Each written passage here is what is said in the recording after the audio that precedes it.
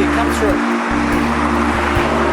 As you can see, the garden here, what we're going to do is tidy it up, and we're actually going to push this fence back about 2 metres, which is going to give us an extra car park. It's a very busy road, it's a fantastic area, but we felt that by putting the fence back to where the boundary is, we'll be able to get that extra car park space, and we're very valuable in this particular property. You can see the front yard a little bit tired, so once we put the boundary back, we're actually going to really smarten it up with some great garden mulch and some nice fresh plants to make the entrance of the house really, really special. It's always about getting the balance right, about how much money you spend on a home, and these owners have really, really done well in this home. You'll see in the pictures that we've shown in this video of how it started and how it's ended up. But the property's been tenanted for a little while, and there's some things that I've also further decided that we think we should do, is that the bottom of here, you can have a closer look at the bottom of the fireplace, is just exposed brick. So I'm recommending that we put a panel, or we put a little bit of stone on there so that it's complete and looks really special.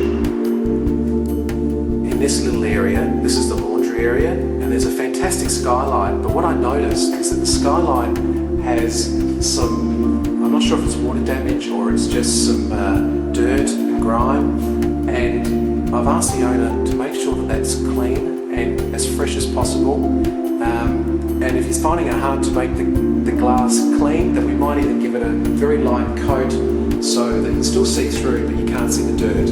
And what this will help us do is just keep the buyers focus on the properties being kept really, really well, and that's what we want to achieve.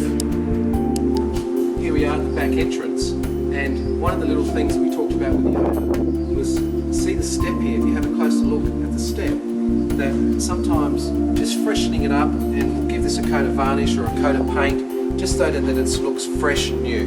Really, really important to make that point of difference in the home. House maintenance that you need to attend to. This one has a bit of a wood rot. The owner's prepared to replace this panel here, and I think it's a really, really good idea that happens. I always say that attention to detail is the name of the game, and one of those examples that I can show you right now is that we've got the paving area here, and you can see that there's a whole lot of broken paving. So I really think, not just for safety reasons, but also for aesthetic reasons and the way that it looks, that this should be fixed. So we'll fix this so it's complete, that the new buyer comes in and they don't have to think about anything, everything's done completed.